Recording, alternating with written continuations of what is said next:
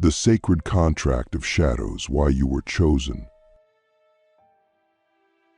From the moment you were born, something felt different. Perhaps you sensed it in your bones, that the world wasn't quite as others described it. You noticed the lies behind smiles, the silence behind noise. You felt energies, emotions, and truths that others seemed blind to.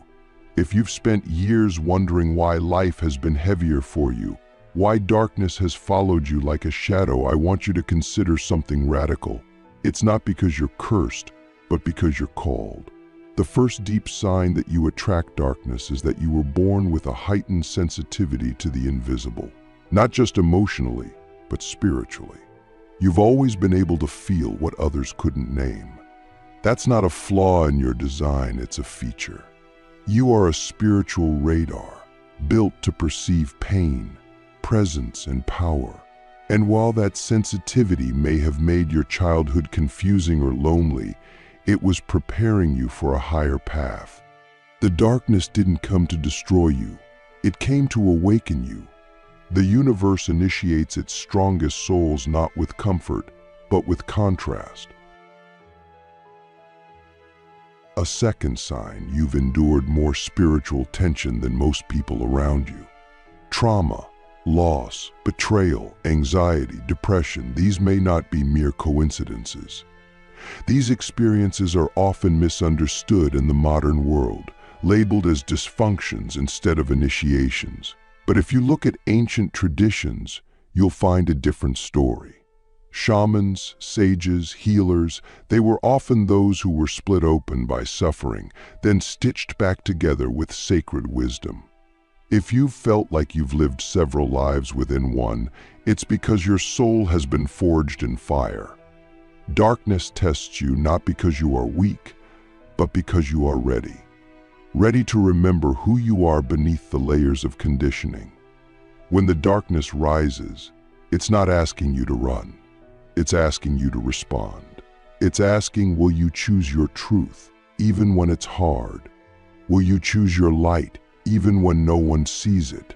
These tests are not punishments. They are precision tools shaping your spiritual strength.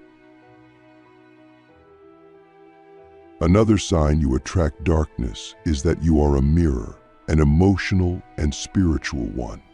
You reflect back to others what they don't want to see in themselves. This can be one of the most painful parts of the journey because it often means people project their shadows onto you. You might be blamed for things you didn't do, misunderstood deeply, or even attacked emotionally for simply being yourself. But this isn't about you, it's about what your energy activates in others. You awaken dormant truths, hidden wounds, and unresolved trauma in the people around you. That level of energetic influence is not random, it's a sign of spiritual intensity. People may not consciously understand why they react to you, but on a soul level, they know you carry something they've forgotten within themselves. And if you've ever wondered why people either feel drawn to you or repelled by you, there is your answer. You are not here to be liked. You are here to be real. And in a world built on illusions, your truth is disruptive. But it is necessary. The fourth sign is your relationship with solitude and silence. While others fear being alone, you've always known that the stillness holds something sacred. And yet that silence can also bring up shadows, old pain, ancestral wounds, buried emotions. Most people distract themselves to avoid these encounters, but you've been forced to face them. And in that confrontation, you've become something rare, someone who can sit with discomfort without being consumed by it. You've learned, sometimes painfully, that darkness doesn't mean the absence of light. It means the light is waiting to be discovered within. This is not just a poetic idea, it's a survival tool. You've had to learn how to create peace from chaos, clarity from confusion. That's not something you find in a book or a retreat. That's something you become through lived experience. And when you emerge from that silence with wisdom, you carry a kind of power that can't be faked. You become a sacred space for others simply by the way you hold your presence. That is not ordinary. That is divine. Another sign is that you've had experiences that defy logic, spiritual, supernatural, or mystical. Perhaps you've had dreams that came true, felt presences in the room when no one was there, or received messages from something greater than yourself. These aren't delusions. They're invitations. You are tuned into a deeper frequency of reality, one most people ignore or suppress. The reason darkness is drawn to you is because you can see it. You recognize it. You feel it. And most importantly, you have the power to transform it. But this requires discernment. Not all spiritual experiences are meant to be followed blindly. You must learn to ground your energy, to protect your field, to trust your intuition over your fear. You are not here to be a victim of the unseen. You are here to become its translator, its alchemist. You walk between worlds, and because of that, you must walk with wisdom. Darkness respects those who respect themselves. It does not bow to fear, it bows to clarity. The sixth sign is that pain has cracked you open, but instead of making you bitter, it made you compassionate. You've learned to feel not just your own suffering, but the suffering of others. You've cried for people you've never met. You've felt the agony of the collective within your own body. This kind of empathy isn't weakness, it's a superpower. It means your heart is still alive in a world that tries to shut hearts down. And that empathy has probably guided your path, maybe even saved your life. It has pushed you to create, to speak, to help, to heal, even when no one asked you to. And though it's exhausting at times, it is also the source of your spiritual resilience. Because when you love this deeply, when you feel this fully, you become a vessel for something much greater than yourself. You become a channel for healing, a lighthouse for those still lost in the storm. And that, my friend, is one of the highest callings a soul can carry. And perhaps the final and most profound sign is this. No matter how many times you've been broken, betrayed, or burned, something inside you refuses to give up. Even in your darkest moments, there's been a flicker of light that whispered, "Keep going." That flicker is your soul, and it's not just surviving, it's remembering. Remembering why it came here. Remembering that it chose this life, this path, these challenges. Not for punishment, but for purpose. You are not here to live a normal life. You are here to awaken, and awakening is messy. It requires the death of illusions, the collapse of false identities, the facing of every shadow. But through that chaos, you emerge as something rare, someone who has earned their light, not through avoidance, but through radical truth. And when you reach that level, you realize something incredible. The darkness was never your enemy. It was your teacher. It was your forge. And now, having walked through it, you carry something the world desperately needs. Authentic light. Alchemy of the soul, how to turn shadow into power. If you've made it this far, you're not here by accident. You're here because your soul recognizes this language. You are remembering something ancient, something buried beneath the noise of your day-to-day life. And now, as we step deeper into this journey together, it's time to move from recognition to mastery. To stop asking, "Why is this happening to me?" and start asking, "What is this trying to awaken in me?" Those who attract darkness are not passive victims. They are spiritual alchemists, souls encoded with the ability to transmute suffering into wisdom, pain into purpose, shadow into sacred power. But this alchemy begins within. One of the first inner shifts you must make is this. Stop resisting your darkness. Stop judging it. Stop hiding it. Instead, get curious. Ask it what it's trying to teach you. Because the parts of you that feel broken are not problems to be fixed. They are portals to your deepest transformation. Most people live their lives trying to avoid discomfort. But as someone who attracts darkness, you've likely been forced to sit in discomfort more times than you can count. And here's the truth.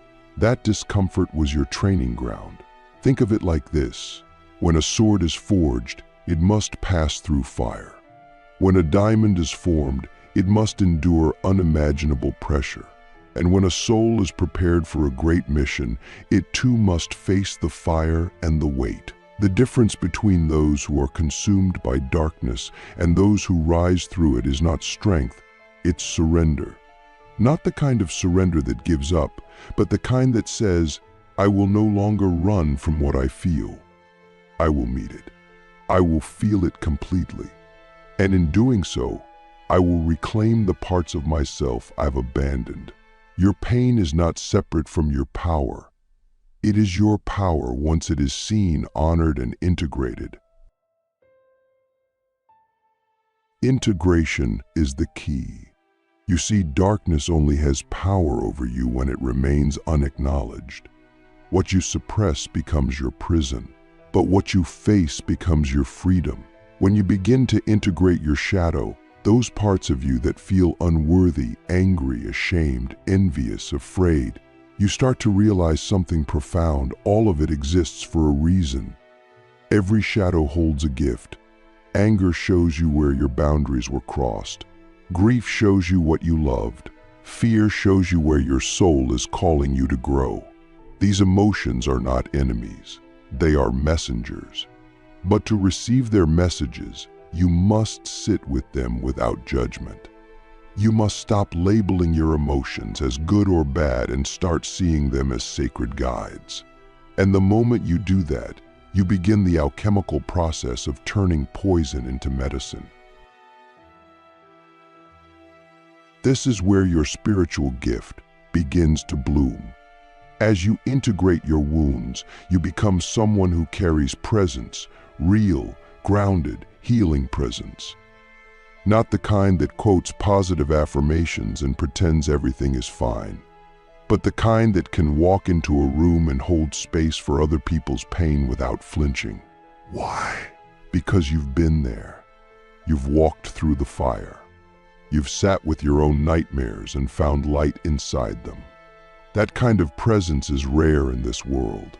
It's magnetic. People don't always understand why they feel safe around you, why they open up to you, cry in front of you, confess things they've never told anyone.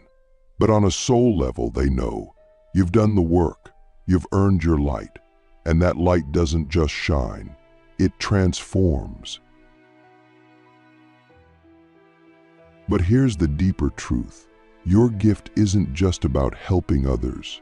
It's about becoming whole within yourself. As long as you believe you are only light, you're denying half of your power. True spiritual mastery is not about ascending into the heavens and escaping the human experience. It's about embodying your full spectrum, light and dark, joy and sorrow, strength and tenderness. This is what the mystics knew. This is what the ancient initiates practiced. They didn't just seek enlightenment, they sought integration. And that's what you're being called into now. Not to be perfect, but to be whole. Not to escape the darkness, but to become the one who walks through it with eyes open, heart soft, and soul on fire. So how do you walk this path without being consumed by the very energies you're called to transform? You must learn spiritual hygiene. Just as we clean our bodies, we must cleanse our energy fields. This means grounding daily, walking in nature, meditating, breathing deeply, journaling. It means setting energetic boundaries, not out of fear, but out of reverence for your vessel. You can't pour from an empty cup. And as someone who attracts darkness, you must be even more intentional about how you protect your peace. Learn to say no without guilt. Learn to rest without shame. Learn to listen to your intuition, especially when it whispers that something or someone is not aligned with your path. Your sensitivity is not a burden. It is a compass.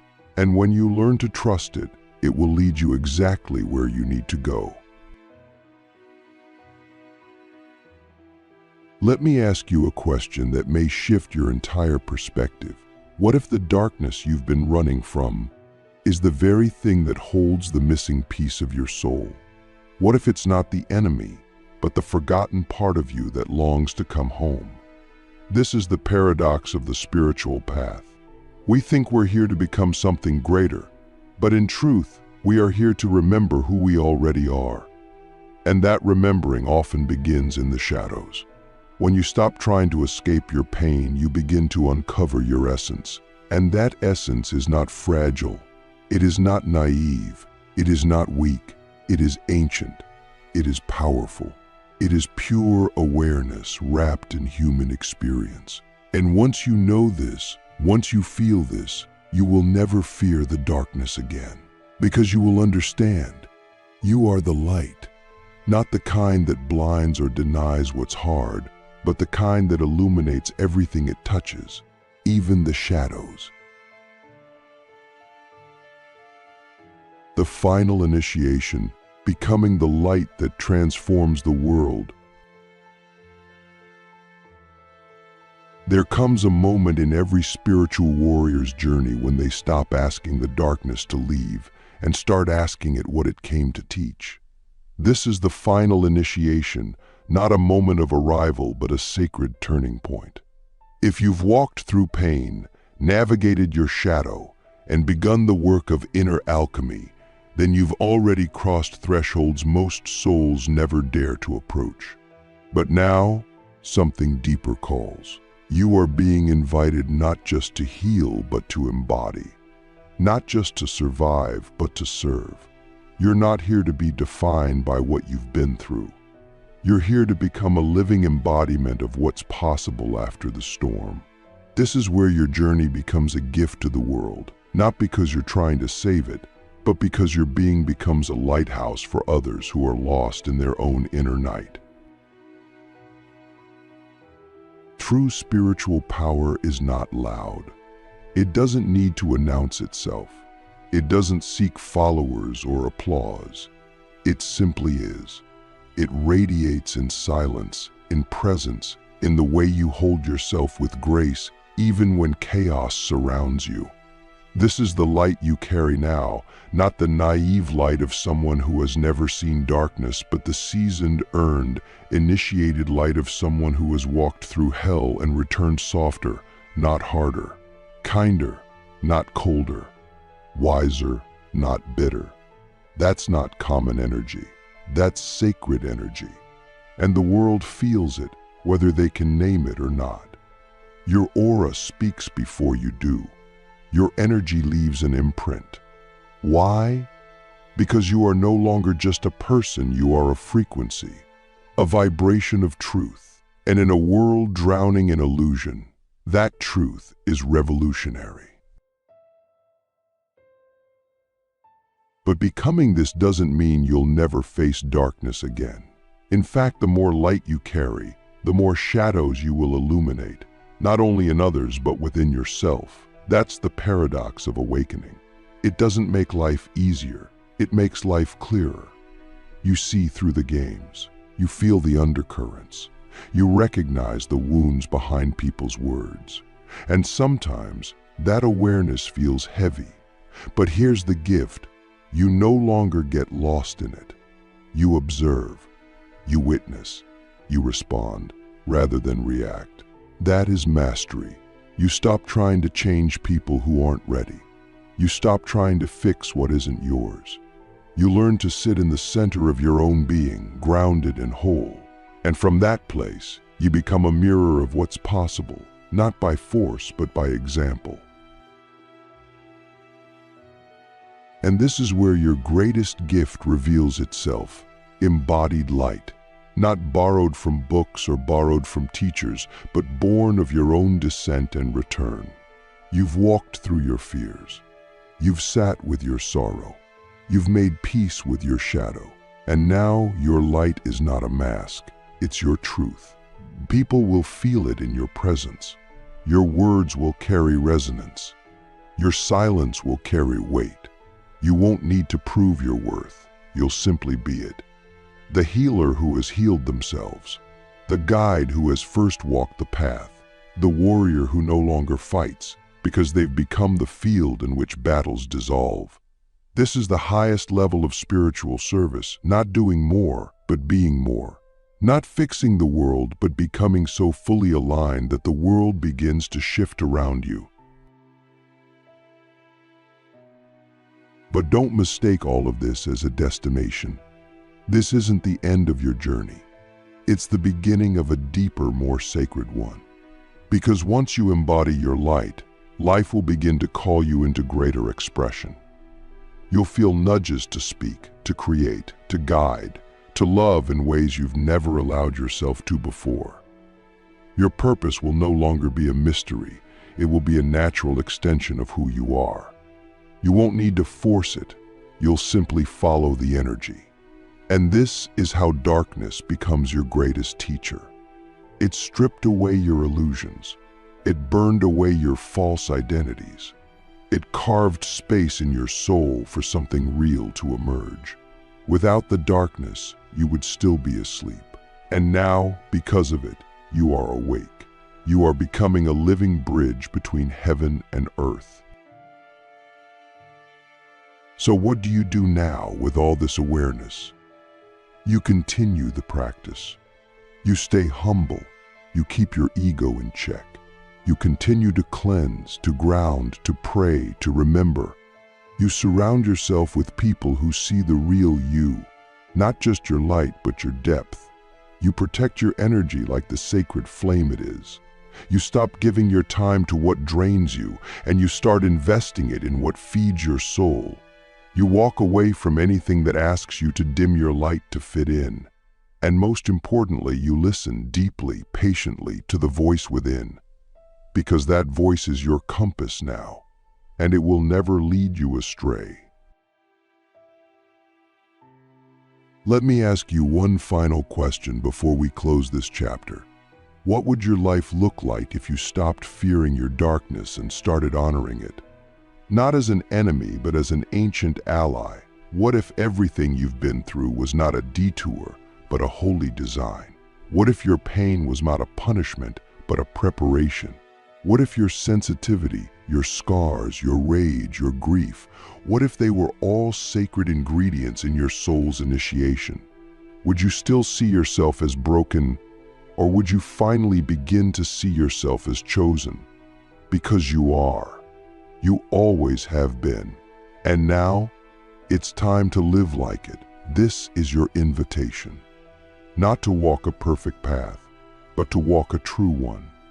To stop hiding, to stop apologizing, to stop shrinking your light so others don't feel uncomfortable. The world doesn't need more watered-down souls.